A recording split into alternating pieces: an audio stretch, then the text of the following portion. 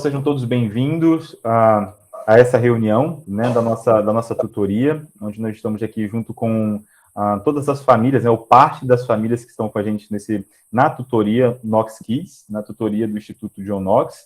E essa noite é uma noite especial porque nós vamos tratar de alguns assuntos, né, sobre a educação domiciliar no Brasil, que são perguntas muito recorrentes aqui na nossa tutoria, né? Muitas dúvidas, alguns medos, né?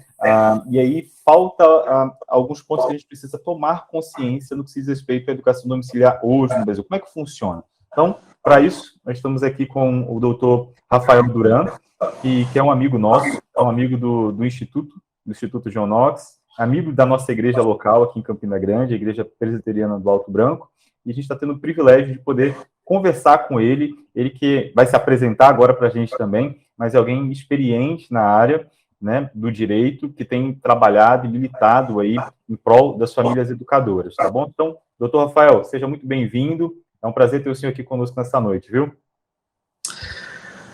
Olá, professor Leandro, boa noite a todos que nos acompanham também nesse momento, que desde já eu quero parabenizar a iniciativa do Instituto John Knox, por meio da mentoria do Knox Kids, para trazer, né, alguns esclarecimentos sobre esses aspectos legais que permeiam a questão da educação domiciliar no Brasil. Então, quero agradecer a presença de todos e também agradecer o convite, né, realizado tanto pelo reverendo Augusto Braine, né, diretor do Instituto, e também pelo professor Leandro, coordenador pedagógico, que vem desenvolvendo esse excelente trabalho no Instituto, né, nessas mentorias, em tudo que diz respeito à questão da educação, da alfabetização.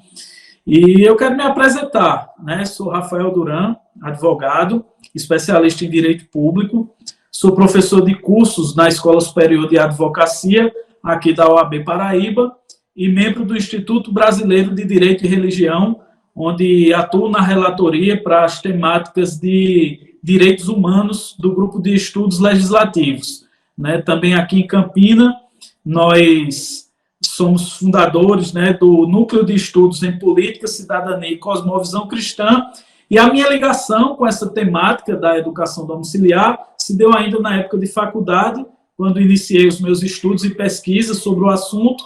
Depois, quando atuei junto à ANAJURE, a Associação Nacional de Juristas Evangélicos, e atualmente continuamos militando, né, pelo IBDR, pelo Instituto de Direito e Religião, através de estudos, notas técnicas, pareceres jurídicos, e também na consultoria, assessoria jurídica de famílias educadoras, que eventualmente nos procuram querendo orientações legais acerca da temática, e também eventualmente participando até mesmo de audiências junto ao Conselho Tutelar.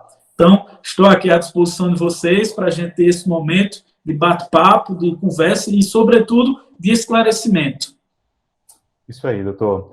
Doutor, como o senhor sabe, nós estamos prestando serviço, né, auxiliando várias famílias no Brasil inteiro e fora do Brasil também, né, nessa parte de tutoria, principalmente com mães que estão com filhos no processo de pré-alfabetização e alfabetização, né.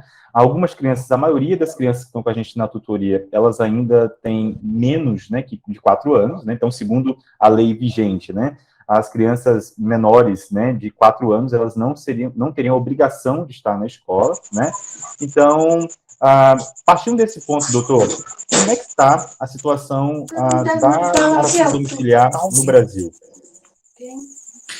Perfeito, excelente pergunta para a gente iniciar, né, esse nosso bate-papo. Inclusive, essa pergunta eu vou pedir licença para me delongar um pouquinho mais, porque tem todo um contexto, né, tanto de leis quanto de jurisprudência do Supremo Tribunal Federal, mas inicialmente, né, para os termos técnicos utilizados pelas iniciativas que buscam regulamentar o homeschooling, eu trago aqui uma definição, né, de que a educação domiciliar é uma modalidade de ensino nos níveis da educação básica dirigidos pelos próprios pais ou responsáveis legais ou por tutores designados por estes, com vistas ao pleno desenvolvimento da pessoa e seu preparo para a vida, exercício da cidadania e qualificação para o trabalho. Isso é um conceito que o Ministério da Família, da Mulher e dos Direitos Humanos tem trazido, né, no âmbito destas discussões. A gente sabe que a educação domiciliar já é uma prática consolidada, né, em vários países, mais de 60 países em todo o mundo, de tal maneira que 84% dos países mais desenvolvidos já possuem permissão, regulamentação ou não proibição, que são aqueles países ali da OCDE, Organização para a Cooperação do Desenvolvimento Econômico, e diversos países já possuem as suas regulamentações, tais como Áustria, Canadá, Chile, França, Reino Unido, Estados Unidos, Portugal, e até mesmo aqui na América Latina, né, Chile, Colômbia, entre outros. Aqui no Brasil, apesar de a gente ter, embora um número subestimado, pode ser que haja mais, mas tem 17 mil famílias, compreendendo aí mais de 35 mil crianças e adolescentes estudando nessa modalidade, né? Esse número certamente cresceu durante a pandemia, diante da não adaptação de muitas crianças ao ensino EAD, e aí pessoas começaram a descobrir a existência da educação domiciliar, da educação clássica, e também entraram, né, nessa perspectiva, mas vindo agora, né, para a perspectiva jurídica, antes mesmo de falar de leis e de normas, eu sempre trago a perspectiva de que a educação, o direito à educação domiciliar é um direito natural, né, os direitos naturais, eles são inerentes, né, à condição humana, ele independe de questões de regulamentações de Estado, de decisões judiciais, e a educação dos filhos pelos pais, né, é algo que sempre existiu ao longo da história, através dos séculos, e isso antecede até mesmo a existência das comunidades políticas, como o Estado, e para nós cristãos não é tão somente um direito, é um dever, né, acima de tudo, a educação familiar, que existe aí antes do surgimento do Estado. Afinal, a família é a base da civilização e a primeira instituição das relações interpessoais existentes, né? E aí isso fica muito claro, né, nas confissões de fé cristãs, na própria Escritura Sagrada, e pode ser ilustrado e resumido na própria sabedoria proverbial, quando fala, né, que devemos educar a criança no caminho em que deve andar, até que quando ela envelhecer, ela não se desviará dele. Então, o direito à educação, antes de tudo, direito à educação pelos pais é um direito natural, é um direito inerente, né, à condição de pai. E aí, quando entramos na perspectiva agora jurídica, especialmente da parte do direito internacional dos direitos humanos, nós também vamos ter diversos tratados, convenções, pactos, protocolos, né, que não criam esse direito, eles apenas reconhecem esses direitos naturais. E temos, por exemplo, né, um dos documentos mais famosos da história da humanidade, que é a Declaração Universal dos Direitos Humanos, né, que vai dizer que os pais têm prioridade de direito na escolha do gênero de instrução que será ministrado aos seus filhos. E aí, ainda nesse âmbito de direitos humanos internacional, temos a Convenção dos Direitos da Criança, adotada pela Assembleia Geral das Nações Unidas, ratificada pelo Brasil, né, nos anos 90, que serviu inclusive de fonte de inspiração para o legislador nacional na elaboração do ECA, o Estatuto da Criança e do Adolescente, e essa norma vai dizer que caberá aos pais, ou quando for o caso, aos representantes legais, a responsabilidade primordial pela educação e desenvolvimento da criança. Então, temos essas normas no âmbito internacional, a própria Convenção Interamericana de Direitos Humanos, né, chamada de Pacto de San José da Costa Rica, que é um tratado que o Brasil assinou, foi reconhecido e recepcionado pelo nosso ordenamento jurídico, e tem um peso, professor, e demais famílias que nos escutam, tem um peso de emenda constitucional, ou seja, está acima das outras leis aprovadas no país. E esse tratado vai dizer que o Estado deve se comprometer a preservar a liberdade dos pais e, quando for o caso, dos tutores legais, de assegurar a educação religiosa e moral dos filhos que esteja de acordo com as suas próprias convicções. Então, além de trazer o fundamento do direito à educação, também traz né, a base jurídica para essa educação ser também confessional, né, baseada aí nos princípios da família, os princípios religiosos que a família adota para a constituição dessa família. E isso tudo são normas internacionais que o Brasil assinou, e quando vamos para o nosso ordenamento jurídico interno, temos também previsão na nossa Constituição Federal do princípio da legalidade. Né? Esse princípio vai dizer o seguinte, que ninguém será obrigado a fazer ou deixar de fazer alguma coisa, senão em virtude de lei. Ou seja, aquilo que não está expressamente proibido, está implicitamente permitido. E o homeschooling não está expressamente proibido na Constituição brasileira, também não está expressamente previsto, mas aí nós entendemos e interpretamos que a educação domiciliar é uma decorrência lógica dos princípios da autonomia familiar, do pluralismo pedagógico, né, da própria liberdade de cátedra, de ensinar e de aprender.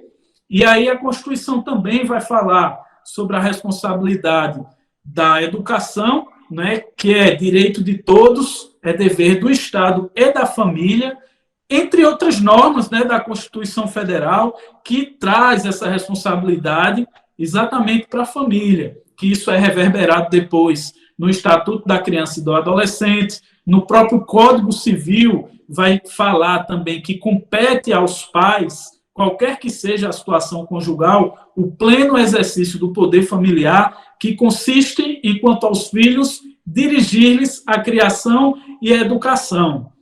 Então, professor, a gente vai ter aí diversas normas, diversos tratados, vamos ter o Código Civil, vamos ter o ECA, a LDB, que vai falar da educação regular promovida pelo Estado, também vai reconhecer a importância da família, né? Apesar de ali ela não estar versando sobre a educação domiciliar.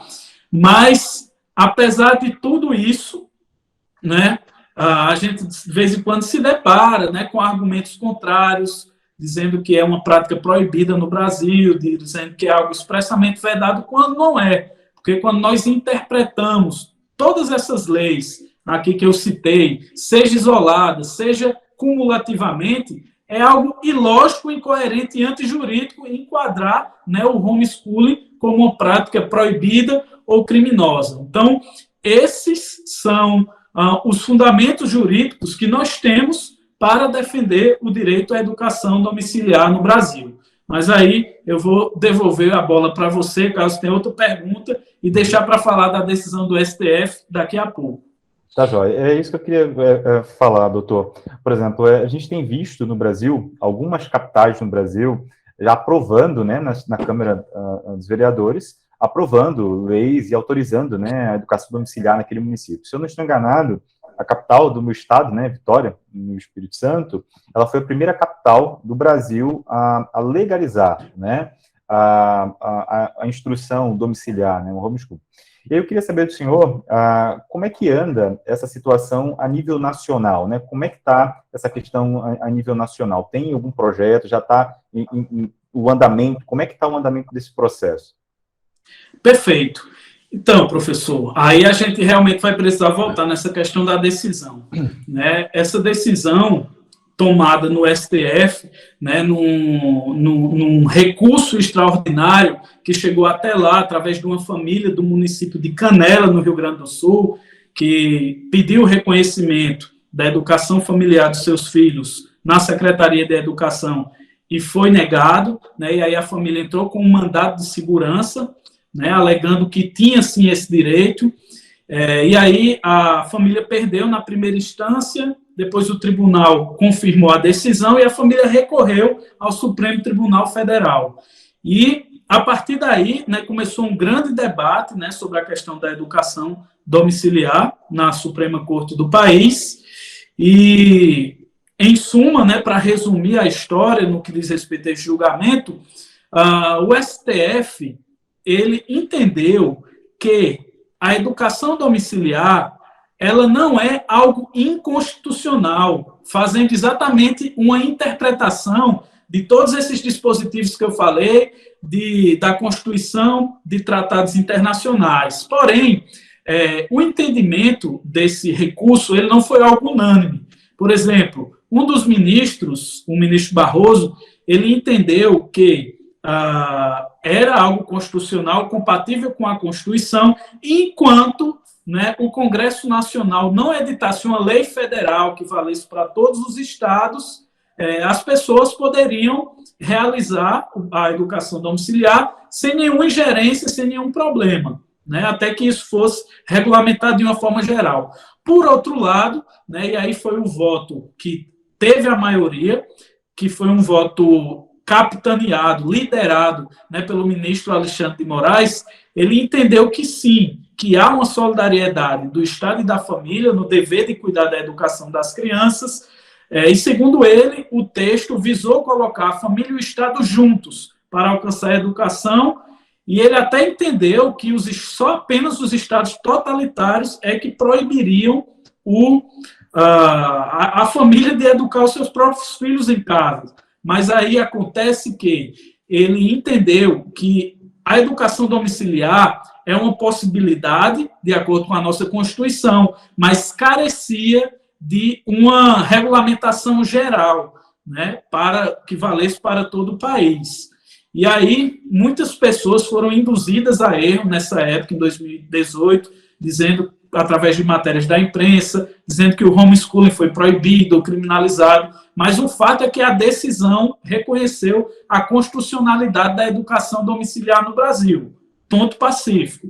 E aí acontece o seguinte, né, diante da omissão do Congresso Nacional de editar essa norma geral para todos os estados, proativamente, municípios e estados criaram suas próprias legislações, né, como foi o caso do Distrito Federal, do Paraná, você citou aí também Vitória, entre outros municípios e estados que editaram suas próprias normas. E aí, eis que vem uma nova batalha jurídica, porque algumas dessas leis foram questionadas nos tribunais estaduais e foram derrubadas, voltando para aquele entendimento que o STF dizia que precisa ter uma lei federal que regulamente para todos. Atualmente, a gente tem 2 projetos importantes tramitando, né, no Congresso Nacional, que é um que visa evitar qualquer tipo de criminalização, com qualquer tipo de configuração de abandono intelectual para os praticantes da educação domiciliar, e outro que traz algumas regras mais de regulamentação, de que deve haver uma prestação de contas das atividades junto às secretarias municipais, enfim. Então, esses 2 projetos são os que estão mais avançados no Congresso Nacional. Alguns já passaram por Comissão de Constituição e Justiça, Comissão de Educação, mas, de fato, ainda não foi aprovado. E aí a gente fica numa situação que é a seguinte: ora, se algo já foi reconhecido pelo Supremo como algo possível, né, não é por falta de uma lei que a gente vai deixar de praticar. Até porque, enquanto não há essa lei que pacifique a questão da educação domiciliar para todos, diante de qualquer eventual notificação de Conselho Tutelar, de Ministério Público, isso vai ser tratado em cada caso concreto, entendeu? E é assim que nós buscamos atuar, né, na defesa das famílias, mas aí a gente deixa um pouco mais para frente as dúvidas, né, sobre essas questões de ordem mais prática. Uhum. Entendido, doutor. Muito bem colocado. O que acontece, doutor? Pensando mesmo, né, nesses questionamentos que é muito comum, né, quando você vai falar sobre educação domiciliar, por exemplo, no contexto de uma escola regular, as pessoas vão querer defender, né, a ideia contrária, não, que isso é abandono intelectual. Então, pensando nisso, na nossa tutoria, nós temos toda a preocupação de poder entregar, né, para as famílias um planejamento de segunda a sexta-feira, né, todo detalhado, com todas as disciplinas, tudo direitinho, né, tudo montado. E aí, a orientação, né, que eu sempre passo para os pais, porque é a mesma orientação que nós temos também na escola, por exemplo, tenho experiência de quase 8 anos em sala de aula, em escolas regulares, e mesmo estando dentro de uma instituição reconhecida e legalizada, eu como professor, ou como pedagogo responsável por aquele corpo docente, eu precisava ter documentos que comprovassem as atividades que estavam sendo feitas diariamente ali para os alunos. Então, tinha que ter uma pasta específica, se por acaso chegasse ali, por exemplo, uma fiscalização, né, promotoria, enfim, eu teria que ter acesso a essa documentação e comprovar que, de fato, os alunos na própria escola estavam estudando aquilo ali. Então, qual é a orientação que o senhor nos dá? Está certo, está correto isso? Por exemplo, a orientação que eu dou para os pais é a seguinte: vocês imprimam, né, os planejamentos, colocam numa pasta, porque caso haja, e a gente sabe que isso pode acontecer, né, uma possibilidade de acontecer alguma denúncia para um desavisado, né, que entende que isso é um crime. O senhor acabou de confirmar para a gente aqui que isso não é um crime, nós não temos uma normatização, não existe uma norma geral para poder regular tudo isso, mas também não é um crime, né? Então, se não tem lei falando que isso é errado, logo isso não é errado, né? Mas aí eu queria ouvir do senhor qual é a orientação aí. Acredito que o senhor já deva ter visto alguns casos parecidos, né? O que os pais da tutoria podem fazer para se respaldar, né, dessa situação? Certo. Pronto, para a gente passar por essa resposta, primeiramente eu gostaria de falar um pouco sobre essa questão do crime de abandono intelectual. Ótimo. Exatamente para tranquilizar as famílias que praticam a educação domiciliar. Porque esse crime de abandono intelectual, ele está previsto lá no Código Penal, no artigo 243. E a redação dele diz o seguinte: deixar sem justa causa de prover a instrução primária de filho em idade escolar, pena, detenção de 15 dias a 1 mês ou multa. Importante ressaltar que quando falamos, né, de norma penal, norma criminal, toda norma ela visa proteger um bem jurídico, que nesse caso o bem jurídico é o direito à educação, né, da criança, do menor. O tipo penal diz que é punido nesses termos aqueles que, sem justa causa, não matriculam os filhos na escola, ou seja, é uma conduta omissiva, né?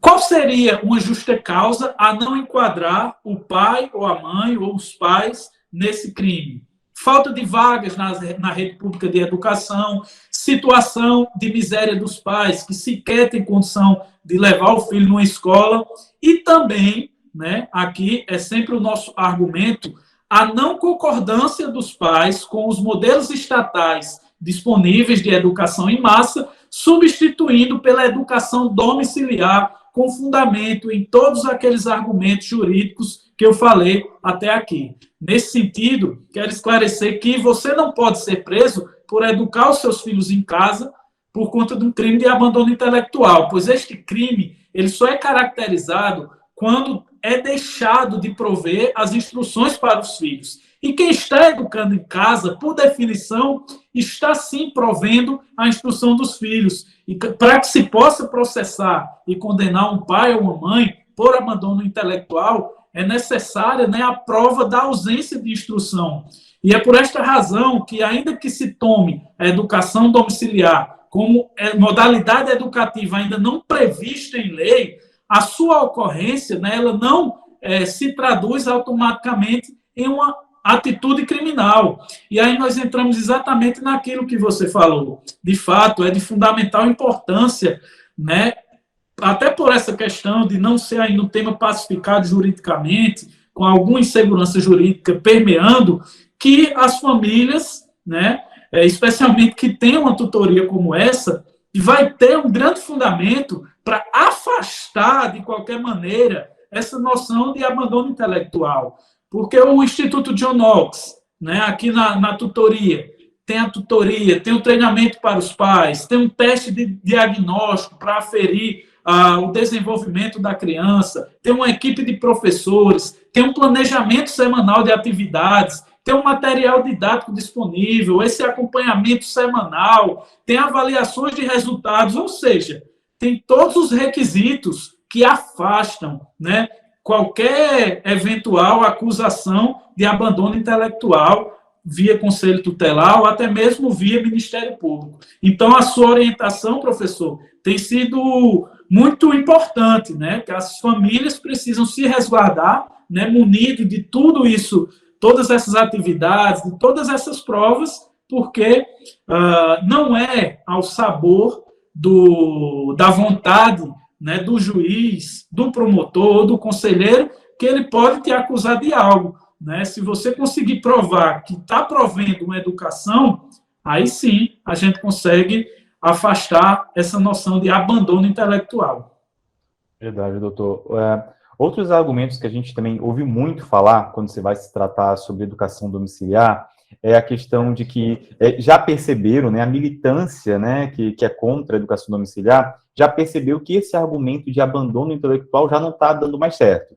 E aí, qual é o argumento que eles estão usando agora? Olha, tudo bem, estão fazendo atividade, só que essa criança ela corre um risco sexual, né? Aí vem com alguns dados, né, que eu não sei como eles tiram esses dados, mas falando que a criança está mais vulnerável a ser abusada sexualmente, né? E aí vem com alguns dados falando que o maior número, né, de crianças que foram abusadas foram agora depois da pandemia, que ficaram muito tempo em casa. Então, assim, é algo até irracional que a casa, onde deveria ser, de fato, e onde é óbvio que tem as suas exceções, a gente sabe disso, que a maldade está aí, o ser humano é mau, né? Só que eu não posso pegar um fato isolado e tentar falar a todo mundo que decidiu pela educação domiciliar, o filho vai sofrer alguma agressão sexual em casa, né? Então, eu queria que o senhor falasse um pouquinho sobre isso, o porquê desse argumento, como a gente pode fazer para se defender desse argumento também sobre o abuso sexual.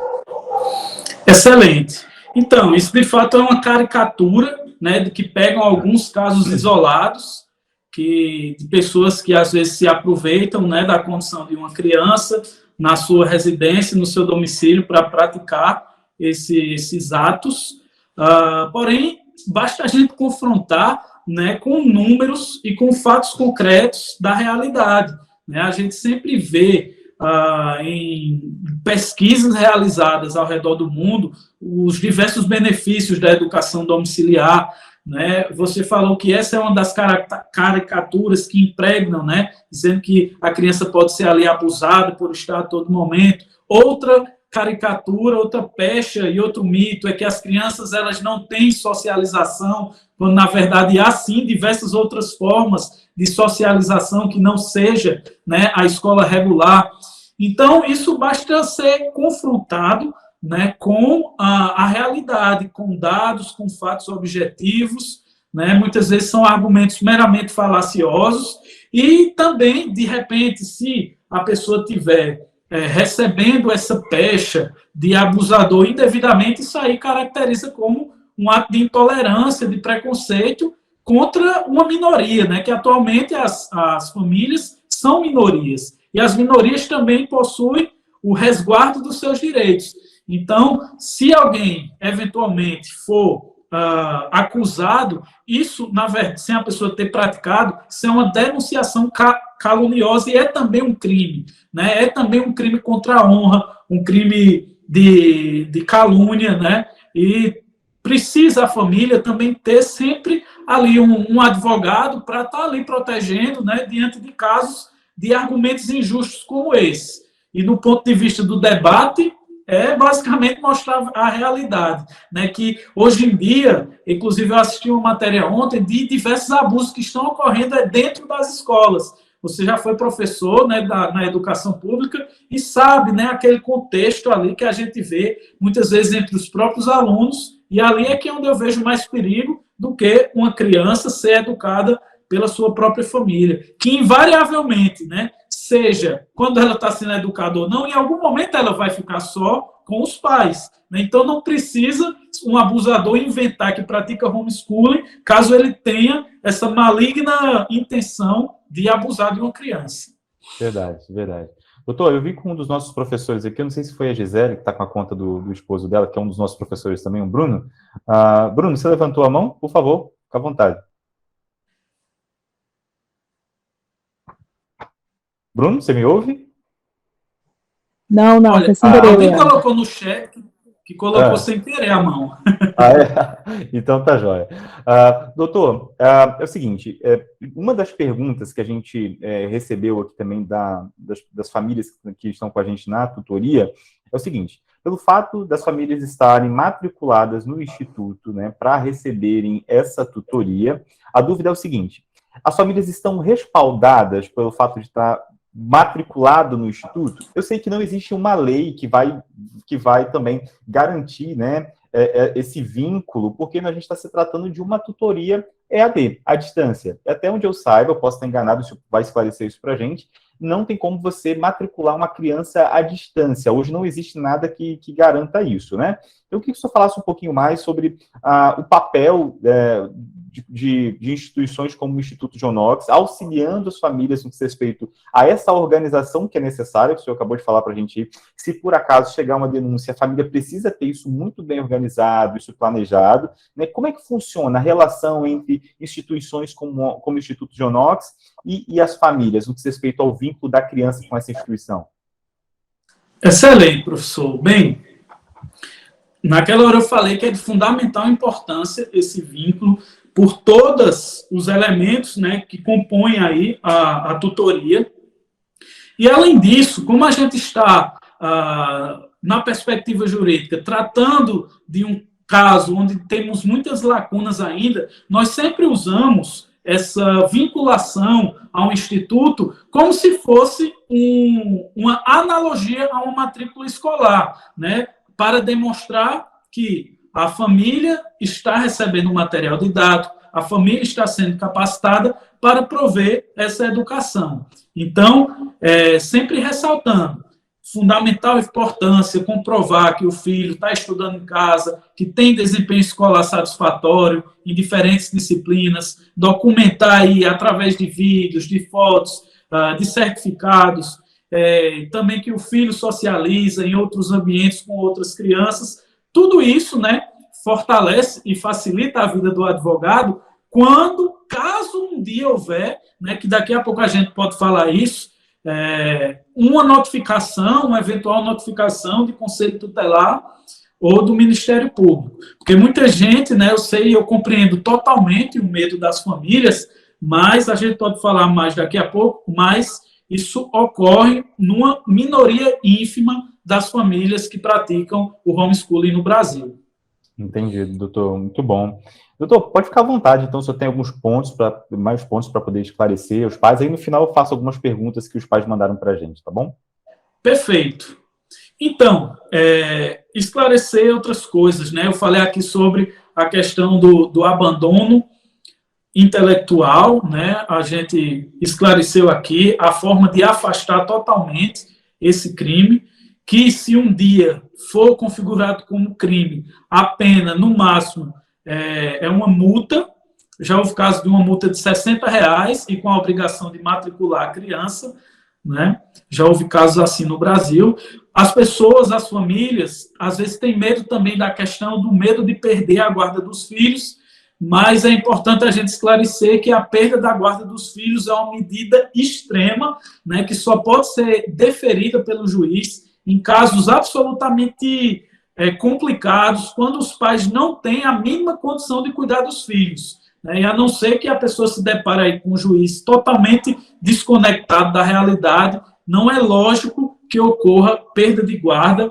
E, assim, pesquisando, eu não tenho conhecimento aqui no Brasil de nenhuma família que perdeu guarda de filhos por praticar a educação domiciliar. Um dado importante, né, é que as promotorias de educação e juventude dos ministérios públicos estaduais, eles estão muito abertos, professor, ao debate sobre isso. Muitos já compreendem, né, nessas leis que foram aprovadas no Paraná e no Distrito Federal, houveram pareceres técnicos, né, informando em prol da educação domiciliar. Então, graças a Deus, né, isso tem evoluído, né, nessas instâncias. Mas aí, né, você pode estar se perguntando, e as demandas jurídicas nessa área, né, por que elas acontecem? E eu queria relatar aqui mais ou menos um passo a passo de como acontece quando uma família eventualmente é notificada pelo conselho tutelar. O que acontece é o seguinte: como eu disse, a maior parte das famílias atuantes nunca receberam nenhuma visita do conselho tutelar, mas, às vezes, devido a programas de combate à evasão escolar das prefeituras, especialmente quando a criança é retirada da rede pública ou começa a faltar reiteradamente, a Secretaria de Educação vai lá e manda um ofício para o Conselho Tutelar sobre a saída ou ausência daquela criança na escola. E o que vem depois, né, em raríssimas situações, é a família ser notificada a prestar esclarecimentos e apresentar os motivos pelos quais ela optou pela retirada da criança. E ali, né, nesse primeiro momento, muitas vezes a questão já é resolvida, já é arquivada sem maiores problemas.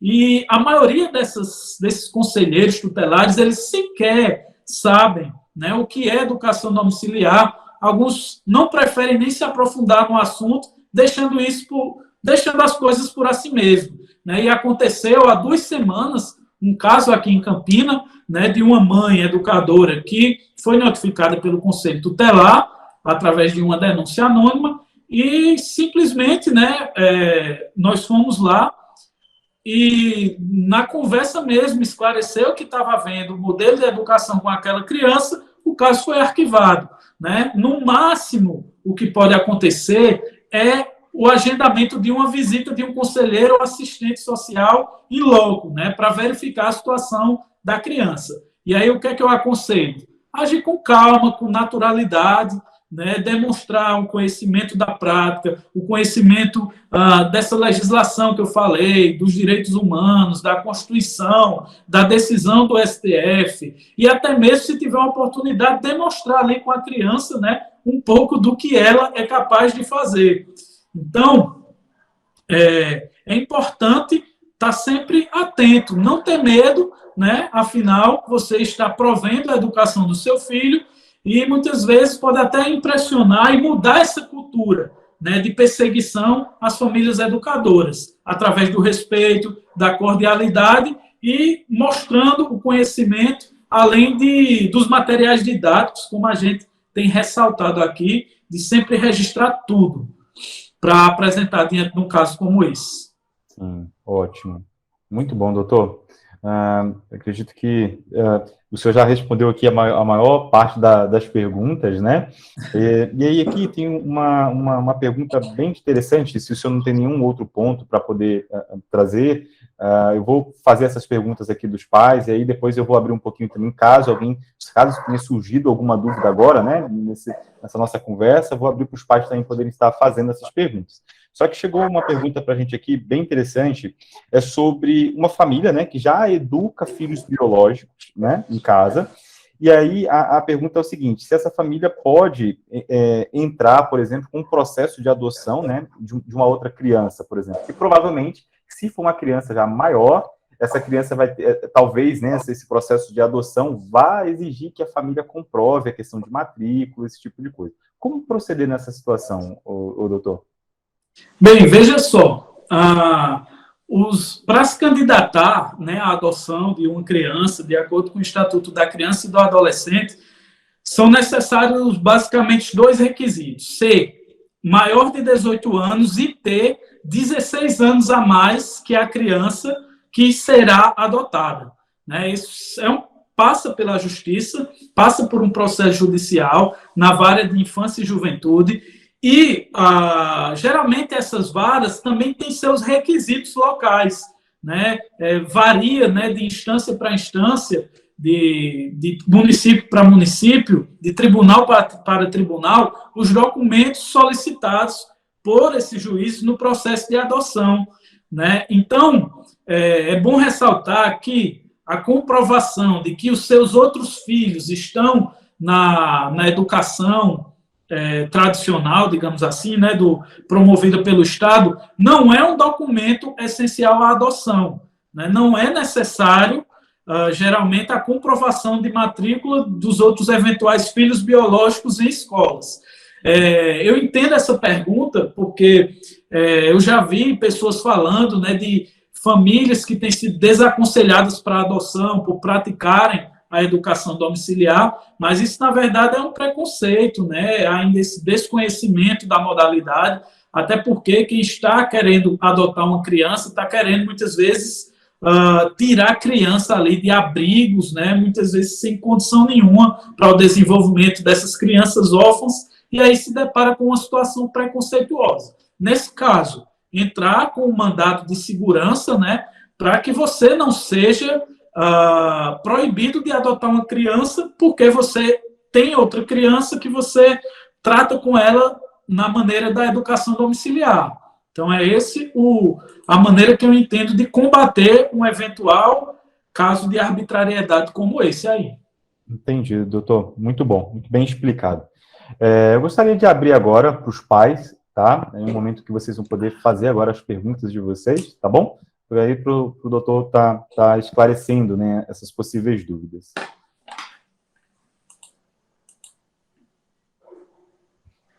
Alguém? Algum pai? Na verdade, eu tenho 3 perguntas. Ana, pode falar, fique à vontade. Que é se você atende fora da sua cidade, por exemplo, se eu precisar, se eu posso te contratar ou não, e como funcionaria isso. Outra é sobre o que eu falo para quem pergunta se as minhas filhas estudam. Qual que seria o que eu falaria assim para eles? E a outra é, se eu tenho dupla cidadania, eu posso utilizá-la para colocar o ensino? Por exemplo, se o senhor comentou a respeito do Chile, é permitido homeschooling. Se eu tenho a dupla cidadania chilena, eu posso estar fazendo homeschooling sem problema? Bem, vamos por partes, né? Sim, eu estou à disposição para atuar em algum eventual caso, mesmo que seja fora aqui da Paraíba, né? Isso pode ser acordado junto com a família. No final, eu vou deixar aqui os meus contatos, as minhas redes sociais, para estar sempre à disposição. Quando as pessoas perguntam, né, sobre qual escola os seus filhos estudam, diga ele estuda na escola da família. Né? É sempre importante agir com naturalidade ao tratar da alfabetização domiciliar, para que não passe a impressão de que estamos fazendo algo errado, algo ilegal, algo criminoso. Né? Até porque as normas jurídicas geralmente são a consequência de um comportamento ou de uma prática social legítima, como é a educação domiciliar, validada aí pelo tempo e comprovada com resultados empíricos, como já é reconhecido em grande parte do mundo. Né? Então, no caso, quem está atrasado é o Estado brasileiro, por ainda não ter regulamentado e trazido uma segurança jurídica maior, né? Apesar de ser algo já pacificado e uma prática tão comum e tão exitosa nos países desenvolvidos. E essa questão, né, da dupla cidadania, isso configura mais um argumento favorável à família, né? Porque, como a gente falou aqui, na Convenção dos Direitos da Criança, vai falar que a tradição, a educação moral dos pais, elas têm proeminência, né? E aí, isso pode ser usado como mais um argumento de que você deseja utilizar a prática que é comum no seu país para educar o seu filho aqui no Brasil. Então, isso é importante também, diante de um eventual caso de notificação, ser juntado como mais um argumento para afastar aí qualquer tipo de tentativa de tipificação, de abandono intelectual, de qualquer outra coisa. Afinal, no nosso ordenamento jurídico, essa questão da nacionalidade, de autodeterminação dos povos, é algo muito importante e é considerado pelos tribunais também. Ótimo, entendido, Ana? Tá joia. E Raquel, boa noite, tudo bem? Pode fazer a sua pergunta. Ei, boa noite. Eu queria perguntar sobre a socialização. A gente sabe que ela não é tão assim... Na verdade, nas escolas, elas nem funcionam da maneira como deveria funcionar. Eu acho que funciona melhor no caso de educação domiciliar. Mas ela é uma exigência legal. Eu queria saber assim, se legalmente meus filhos precisam estar totalmente socializados, qual é o padrão, de onde que saiu isso? Bem, isso vem da LDB, né? A Lei de Diretrizes Básicas da Educação, que é a lei que vai definir as regras para essa educação escolar que a gente vê promovida pelo Estado. Né? Em tese, isso não se aplicaria para a questão da educação domiciliar. Mas o que é que acontece? Por entender que em toda essa discussão jurídica e pedagógica, é sempre levantado esse argumento de que as crianças que praticam homeschooling, elas não socializam, aí a gente recomenda que as crianças de fato se socializem, seja através de esporte, seja através de atividades na igreja, apenas para configurar como mais um requisito de que a criança tem total uma vida normal, como as crianças que estão, muitas vezes, numa socialização até forçada, né, ali no ambiente de recreio, de alguma coisa, mas para mostrar que é uma criança normal, como todas as outras, e que apenas está submetida à educação que os pais quiseram para ela. Então, é algo nesse sentido. Não tem um parâmetro de dizer ela tem que participar 3 aulas de esporte na semana, ou tem que fazer isso ou aquilo. Não. É só mais um argumento a favor da defesa da educação domiciliar. Tá certo, obrigada. Nada. Eu vi que a Maierle colocou aqui. Maierle, você quer fazer a pergunta ou eu posso ler aqui para você? Se quiser fazer a pergunta, fica à vontade, viu? Boa noite, professor. Boa noite. Pode fazer a pergunta mesmo, porque achei muito pertinente a mãe perguntar da dupla nacionalidade, já que eu sou colombiana. Então, queria saber se lá também é aprovado homeschooling, que eu não tinha essa informação.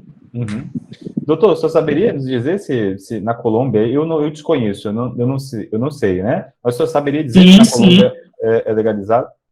É sim, aqui na América Latina, Paraguai, Chile, Equador e Colômbia. Né, lá possui regulamentação, né, lá não é proibido, e é mais um ponto a favor, né, quem tem uma cidadania colombiana.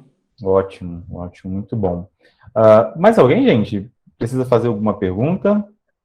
Eu queria fazer uma pergunta. Ei, Bruno, boa noite, tudo bem? Boa noite, professor Leandro, boa noite, doutor Rafael, e todo mundo que está aí. Então, tem uma família conhecida nossa, de uma cidade bem pequena, que nós moramos há alguns anos atrás, que está em contato com a gente ainda, e eles tiveram um problema com denúncia. Na verdade, não foi bem uma denúncia, mas a escola, pelo fato dos filhos não estarem mais participando das aulas, foi arguir com eles, perguntar o que eles estão fazendo, e eles trouxeram, né, as informações que eles estavam fazendo homeschooling, etc. O problema é que a assistência social, ela não sabia o que era homeschooling, não tinha ideia do que era. E daí eles encaminharam esse caso para o Ministério Público. E a família está um pouco preocupada com relação a isso. E a pergunta é, qual é o próximo passo que essa família deveria dar para resolver legalmente esse problema que eles estão tendo lá? Então, considerando que aí já foi um caso que foi parar no Ministério Público, né, o que vai haver é o chamamento dessa família para prestar esclarecimentos, ainda no âmbito administrativo, né, ainda não é um processo judicial.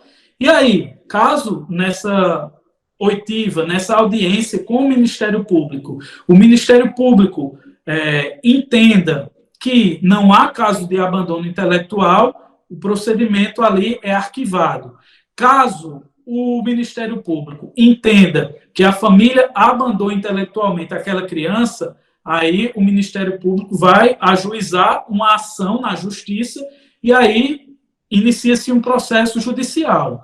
Em todo esse processo judicial, né, o advogado da família, o eventual advogado ou defensor público, vai continuar defendendo, né, o direito da família continuar educando residencialmente aquelas crianças. Mas caso a família seja condenada, o máximo que vai acontecer é o juiz determinar, em primeira instância, que a família matricule a criança na rede normal, na rede municipal da escola. E aí, novamente, o advogado pode recorrer ao Tribunal de Justiça, né, até que isso seja resolvido em última instância. Mas, assim, são vários passos, né, e o que a gente tem visto de experiência é que em nenhum momento há, assim, uma perda de guarda, nem nada mais grave com as famílias. Geralmente, o máximo é a determinação para matrícula na rede pública, bem como, às vezes, o pagamento de uma multa, né? Eu falei aqui que a pena é de detenção de 15 dias a um mês. E isso, no Brasil, né, isso não chega a pessoa nunca ser presa por conta disso, porque, no máximo, isso é convertido em medidas diferentes da prisão, como a prestação de serviços públicos, né, em alguma escola, em algo nesse sentido. Então, se você puder transmitir isso para essa família, que calma, né? Eu sei que uma notificação assusta, mas ainda tem todo esse passo a passo, e no máximo que pode acontecer com a família é isso aqui que eu citei. Ok, muito obrigado. Ótimo. E o Bruno é um dos nossos tutores também, um dos nossos professores lá em Fortaleza, quem está com a gente na luta também. Muito bom, Bruno. Eu vi que a Gabriela levantou a mão. Gabriela, por favor. Boa noite a todos. Boa noite. Eu queria saber se, caso ocorra a denúncia, eu tenho medo que não venha a ter um defensor público para esse caso, porque aqui em Sergipe ainda está muito pouco conhecido sobre a educação domiciliar. O que você aconselha para me acalmar?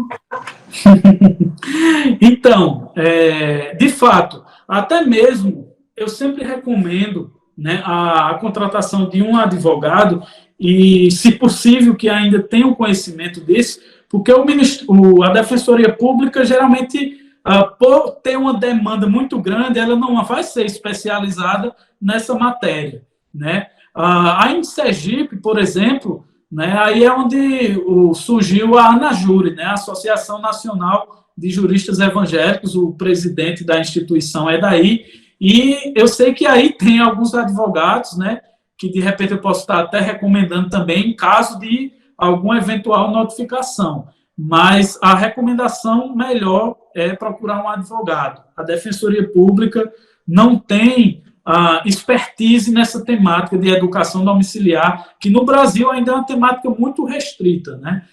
Tanto que a gente vê até mesmo servidores da Justiça, do próprio Ministério Público, com total desconhecimento sobre o assunto. Avalie a Defensoria, né, que chega todo dia demandas e mais demandas das pessoas.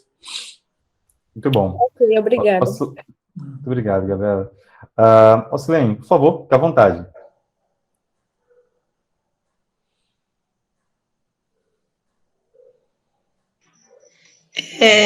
Eu tenho algumas perguntas para fazer, mas eu queria saber se eu posso falar um pouquinho antes do que gerou essas minhas dúvidas.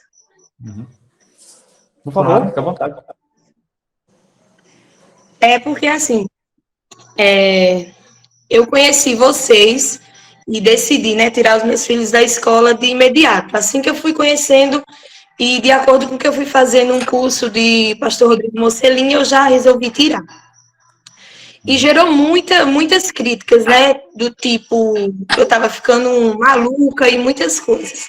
Aí eu cheguei a colocar eles na escola novamente, para não ter muita confusão na minha família. Eles foram para a escola, comprei o material, tudo. Mas, assim, o meu filho mais velho chegava me relatando cada coisa que eu fiquei muito preocupada. Aí resolvi tirar e arcar com as consequências. Aí o que eles me falam direto é assim: essas crianças, eles vão conseguir um emprego? Como é que eles vão saber que série estão? Essa escola é aprovada pelo MEC, como eles vão conseguir a ficha 19? E por aí vai. Eu queria que você me explicasse, me falasse alguma coisa, para mim poder saber falar alguma coisa para essas pessoas. Porque quando elas me perguntam, eu fico tão nervosa, que muitas das vezes eu me calo, que eu fico perdida. Excelente pergunta, e eu compreendo totalmente o seu receio, porque às vezes não é algo muito esclarecido, né? E aqui é importante a gente lembrar, né, que um adolescente, quando ele chega aos 15 anos, ele pode fazer um exame supletivo do ensino fundamental e conseguir o certificado, né? E aquele que chegou até os 18 anos pode fazer o exame do ensino médio, conseguir também um certificado de conclusão, sem nunca ter pisado numa escola.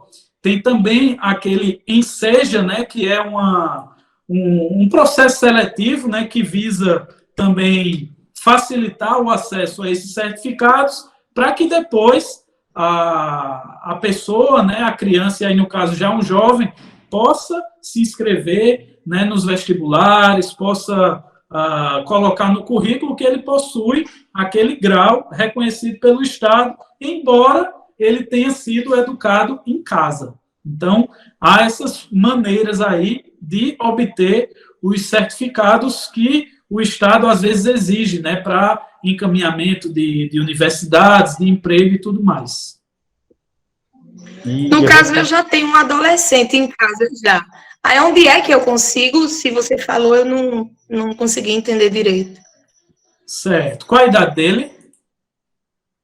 Ele vai fazer 12 anos. 12 anos.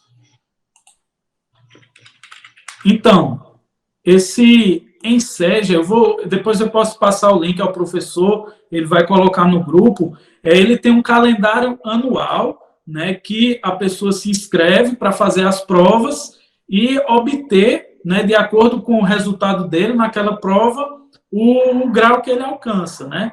Que nesse caso aí, acho que já vai ter superado, não sei, o ensino médio, de repente, vai depender muito da faixa etária e da qualificação lá para a idade dele.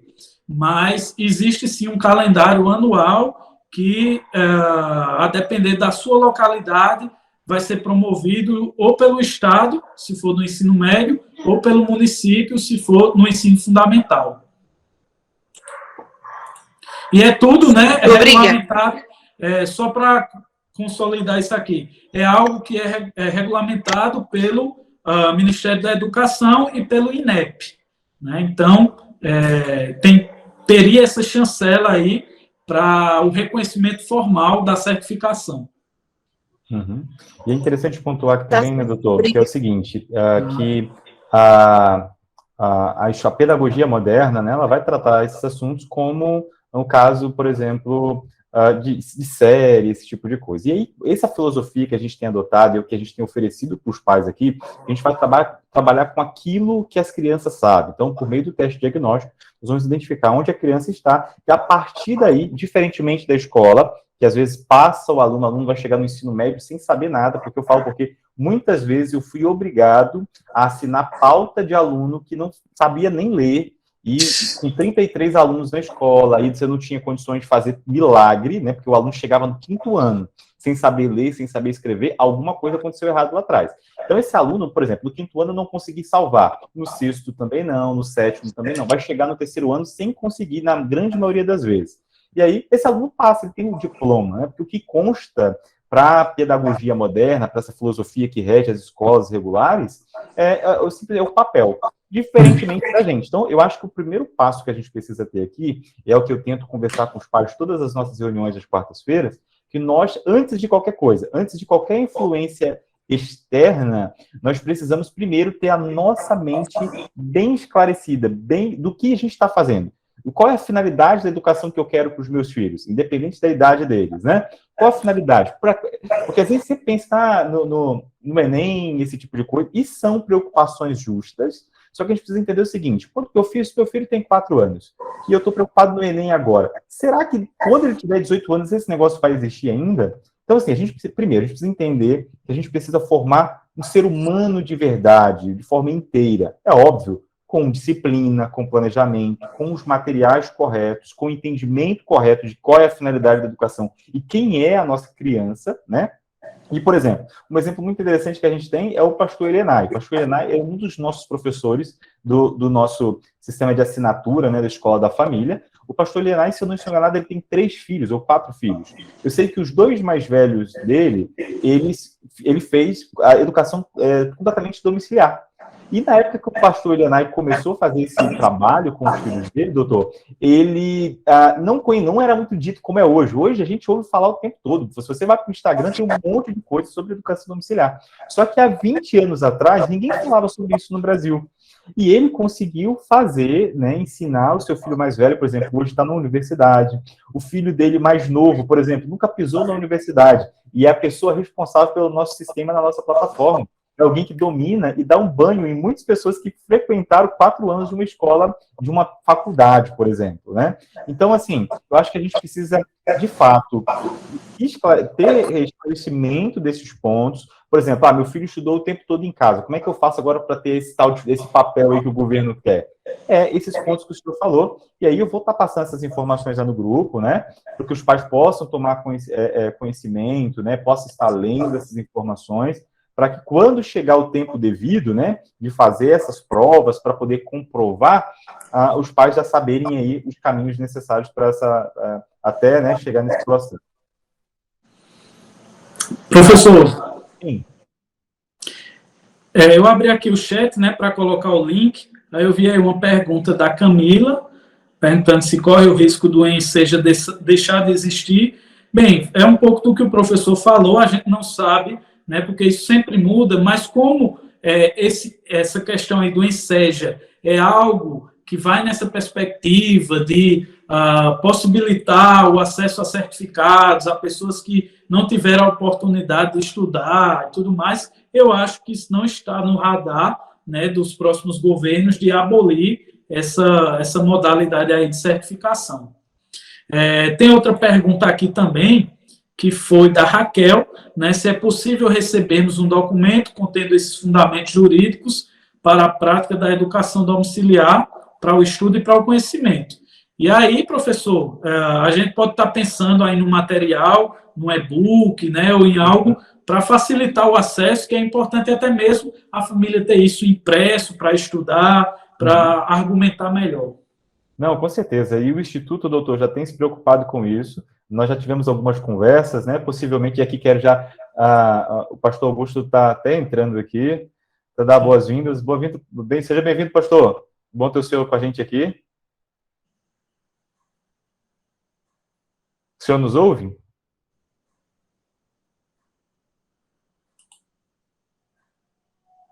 Eu vou falando aqui, quando ele conseguir ligar o microfone, ele pode, pastor, fica à vontade, viu?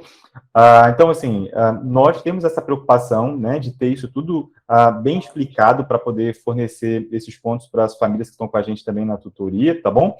Possivelmente nós teremos alguns cursos, né, aí com o doutor Rafael também na nossa escola da família, que aí vai tratar desses pontos que a gente está batendo esse papo aqui, mas talvez algo um pouco mais aprofundado, com mais tempo, né, doutor? Para poder estar abordando melhor esses pontos, para que vocês possam estar aí bem afiados, né, quando forem questionados sobre essas questões, terem condições aí de saber, né, o caminho, né, quais vão ser os caminhos a seguir para a gente conseguir se respaldar e ficar mais tranquilo, tá bom? Eu vi que a Vanessa levantou a mão também. Vanessa, boa noite. Oi, boa noite, está me ouvindo? Sim. Oi, boa noite. Boa noite. Tá conseguindo me ouvir? Sim. Sim. Minha dúvida é a seguinte, muito se fala hoje, né, sobre uma legalização, sobre se criar uma lei para regulamentar, né, o questão. Qual é a opinião do senhor sobre isso? Porque tem muita gente que pratica homeschooling que é a favor e tem muita gente que é contra também, que diz assim, que a gente estaria pedindo para o Estado regulamentar uma coisa que a gente já não quer, que a gente não quer deixar a educação dos nossos filhos na mão do Estado. Mas se a gente fizesse regulamentação, a gente estaria, de certa forma, deixando novamente. Porque eles vão colocar critérios, e os critérios seriam né, que a gente já não aprova. O que o senhor acha sobre isso? Boa pergunta. Pois bem, eu falei aqui no início, né, que independentemente de existir uma legislação, eu entendo que o direito à educação domiciliar é um direito natural, um direito universal, né, que é repassado aí ao longo da história através dos séculos, e que me preocupa também o fato de repente, a gente querer tanto uma regulamentação e vir uma regulamentação muito fechada, né, sem a liberdade pedagógica, porque a gente sabe que pode haver, né, uma imposição de muitos requisitos que distorça totalmente a finalidade da educação clássica, da educação domiciliar, como vem ocorrendo, né? E aí, o que eu entendo, né, o cenário ideal seria uma lei federal, mas uma lei com ampla margem de liberdade pedagógica e curricular para os pais, né? E é importante aí o envolvimento das famílias na discussão desses projetos, né? Seja nas câmaras de vereadores dos municípios ou lá no Congresso Nacional. Existem entidades, né, que estão sempre ali, mas é o seguinte, eu também sou bem criterioso ao apoiar este ou aquele projeto de lei, né? Tem que ser algo que traga aí uma ampla margem, porque não adianta a gente sair de um limbo jurídico para uma caixinha, né? Onde a gente praticamente vai ter uma mini escola do MEC dentro da nossa casa. E eu acho que isso seria prejudicial. Então, importante o envolvimento das famílias, que esses projetos de lei sejam discutidos com as famílias, e não pelos deputados lá de Brasília, que muitas vezes, né, não tem nem noção do que é a educação clássica e a educação domiciliar. Ótimo, muito bom, doutor. Não sei se tem mais alguém, alguma pergunta. Se não tiver, a gente vai encerrar aqui, né? Vilma, pode falar.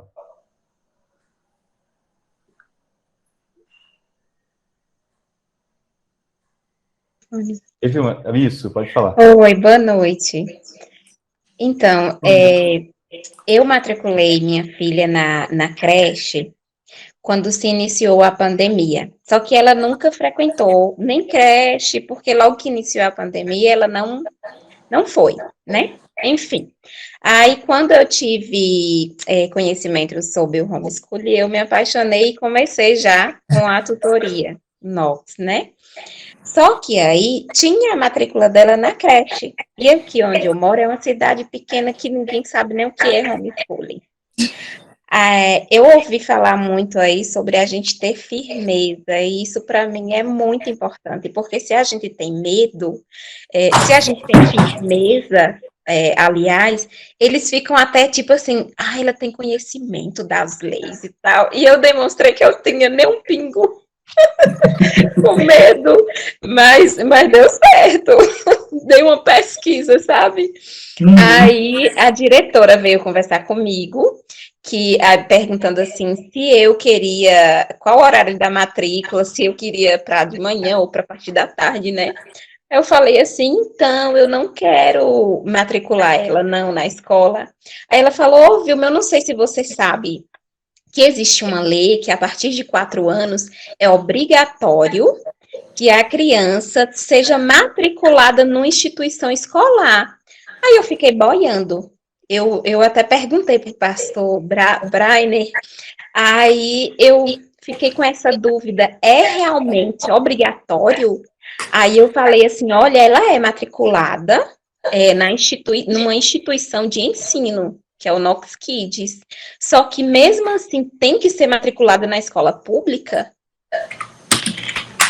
Bem, veja só, algumas pessoas fazem interpretação de um artigo lá do Estatuto da Criança e do Adolescente de que há a necessidade de obrigação de matrícula. Mas a gente, quando vai defender a perspectiva do homeschooling, a gente entende que aquela norma ela está direcionando para a necessidade de, a partir dos 4 anos, a criança começar a ter alguma maneira de educação, né? E como nós adotamos a educação domiciliar, isso já está sendo satisfeito, né? Esse critério já está sendo satisfeito. E aí, eu falei aqui inicialmente, né, de uma norma lá da Convenção Americana de Direitos Humanos, que, se a gente pegar uma questão de hierarquia das normas, essa norma ela vai dizer o seguinte: os pais têm prioridade na escolha da educação. O ECA vai dizer que tem que matricular a criança na escola, para aqueles que têm essa interpretação a partir dos 4 anos. E o nosso argumento é, Ora, como é que pode uma lei estar acima de algo que é constitucional? Então, esse é o nosso argumento, né? O Tratado de Direitos Humanos, assinado pelo Brasil, com o status de emenda constitucional, está acima do ECA. Logo, o pai deve sim, a partir dos 4 anos, no mínimo, né, começar a desenvolver essa educação, mas não precisa ser necessariamente na escola do estado ou do município, né? É um tipo de educação que a criança precisa ter. Então, é uma questão aí de hierarquia das normas. E para eu explicar isso resumidamente, a Constituição está acima de tudo, depois vem esses tratados de direitos humanos, que garantem o direito à educação domiciliar, e aí é que depois vem a ECA, a LDB e todas as outras. Ok. Agora, gente, por favor, jogue um e-book aí para a gente ficar bem craque. Pode ser que a gente está pensando nisso, tá bom, Vilma? Obrigada. Tá, joia. Deixa eu falar, a Mariana tinha levantado a mão, Mariana, por favor. Aí depois da Mariana, se não tiver mais ninguém, a gente vai encerrar, né? Doutor, nós já extrapolamos um pouco o combinado, tá bom? Soa mais como um comentário do que propriamente uma pergunta, mas é o que eu estou observando, né? Eu acho que essas questões que estão sendo discutidas a nível de cidade e chega ao Estado, consegue-se fazer, né? Uma lei quando se tem realmente uma Câmara Legislativa bastante ativa, né? É o que a gente vê na Santa Catarina, talvez, enfim. Até chegar, talvez, uma lei federal que venha padronizar. Eu acho que isso vai durar também muito tempo para se chegar, porque eu acho que essa não é a discussão que preocupa no momento, talvez até um STF, enfim, uma questão maior, né? Então, eu acho que isso, na verdade, eu acho que é até positivo, porque é o seguinte, cada estado tem suas características, as populações têm suas características, têm sua demanda, seu entendimento sobre a questão do ensino escolar, né? E isso vai moldando as leis também, né? Isso. E, com o passar do tempo que essas leis forem sendo aprovadas em cada estado, né? Naturalmente, quando um STF, se ele, eu não sei nem exatamente qual a instância, né, se vai chegar realmente ao STF ou não, mas a discussão no nível do Senado, né, para as fazer federal, assim, no nível de deputados estaduais e federais, eles vão justamente observar as leis que já estão sendo feitas, né, pelos estados, e aí talvez tomar como padrão algo, o que é positivo por um lado e por outro negativo. Mas até chegar a essa instância, eu acredito que vai demorar muito, porque você vê que já tem um bom tempo, né, assim, já tem um certo tempo, na verdade, o homeschooling, e agora que realmente temos uma instituição como essa, que é o Instituto John Knox, né, que está conseguindo visualizar pessoas que estão, já fazem homeschooling, e a gente vem com um método para ajudar essas pessoas, né. Então, assim, vão ter, talvez, outras instituições que vão, talvez, até tentar imitar a Constituição, mas isso também vai demorar um pouco, porque não é muito, como é que é? Não pode nem falar dessa questão, né? E com relação à socialização, que até foi uma das mães que falou, né, aqui, nós temos essa socialização, que é da quarta-feira, exatamente da quarta-feira, que a gente coloca até os alunos também, né, para poder falar, para participar, uma argumentação, né? Nós temos reuniões que envolvem os pais, né, e que, sim, envolve também as crianças no sentido de se socializar, né? Então, assim, realmente a gente pode estar tranquilo, até eu mesma, né, tinha algumas dúvidas, o senhor conseguiu estabelecer uma certa tranquilidade.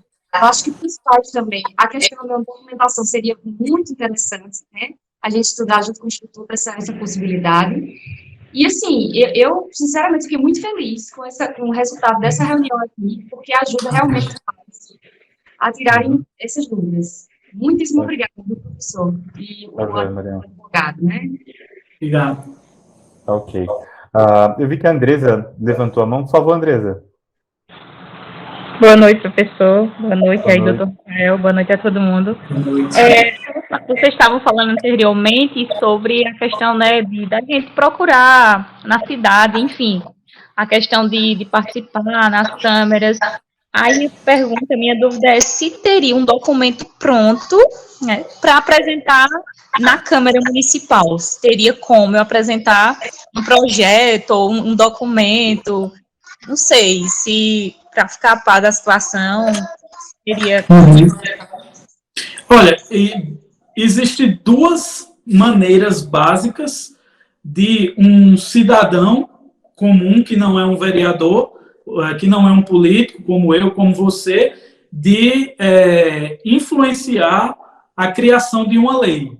Uma delas é através da questão da iniciativa popular, né, que é quando você consegue a assinatura de 5% do eleitorado para que uma lei seja discutida na Câmara de Vereadores. A outra é através, que eu considero mais fácil, né, é buscar algum eventual vereador da sua cidade que seja geralmente cristão, conservador e que entenda, né, a necessidade de regulamentação da educação domiciliar. E aí existem, como a gente até falou aqui, vários projetos e várias leis aprovadas, né? E aí a gente teria que pesquisar a lei mais favorável, né, à liberdade dos pais, e de repente você já entregava ali como uma sugestão para esse vereador, para ele colocar aquilo em pauta, né, na Câmara de Vereadores, e de repente aquilo aprovar e virar lei, né? Só para ter uma ideia, né, aquela própria lei da ficha limpa, né, que era para tirar os corruptos da política, ela foi uma lei de iniciativa popular. Então a gente, mesmo na condição de cidadão, sem necessariamente ter um cargo político ou cargo público, a gente pode sim influenciar nessas questões legislativas. E aí depois eu também posso estar pegando o projeto de lei municipal melhor, que eu considero, né, que é um do município de Cascavel, no Pará, e está enviando para o professor, e ele coloca lá no grupo depois. Obrigado. Doutor, muito obrigado pela participação do senhor aqui essa noite. Acredito que foi muito válido para todos nós aqui, né? As dúvidas. Nós sabemos, ao mesmo tempo que nós temos consciência de que aquilo que nós estamos fazendo não é ilegal, nós não somos criminosos, pelo contrário, nós estamos sendo obedientes ao Senhor, né? E aqui é óbvio, né, que a gente está falando tanto da educação domiciliar, mas, por exemplo, existem famílias aqui que os filhos ainda continuam nas escolas regulares, fazem como reforço, enfim. Mas a ideia aqui é trazer clareza para os pais que decidiram, né, por fazer todo o processo em casa, tá? Então, muito obrigado pela participação do senhor aqui. Eu tenho certeza que nós iremos desenvolver outros trabalhos juntos, né, juntamente com o Instituto. Eu, como um dos diretores do Instituto, eu vou estar levando isso em pauta para as nossas reuniões, e será um prazer ter o senhor conosco aqui para montar mesmo, né? Talvez, quem sabe, aí, um curso em algumas horas, né, falando, se aprofundando mais nesses assuntos, para que os pais possam ter mais segurança, até mesmo se for necessário argumentar, enfim. Acredito que vai ser muito bom para a gente aqui, tá bom? Mais uma vez, muito obrigado, e sempre que o senhor quiser voltar, as portas estão abertas aqui, ok?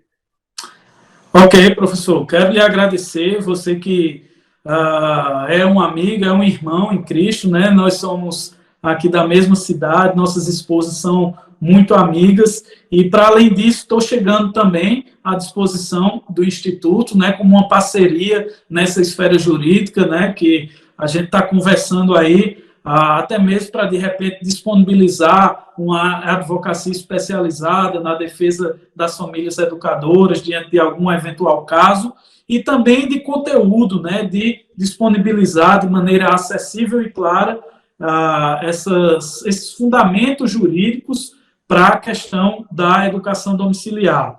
E aí quero deixar as minhas redes sociais, né, o meu Instagram, @RafaelDuranC, @RafaelDuranC no Instagram. Tem também o meu site, que é o www.rafaelduran.com. E a Larissa colocou, um abraço para a Larissa, e agradeço, né, a atenção de vocês, famílias educadoras, parabenizo por serem famílias de fato engajadas, né, na promoção e na defesa da educação domiciliar, uma educação confessional, e o Instituto está de parabéns, né, por ter ter tido esse trabalho de vanguarda aí na educação. Então, um grande abraço, professor. Levo meus abraços também para o pastor Augusto e seguimos à disposição.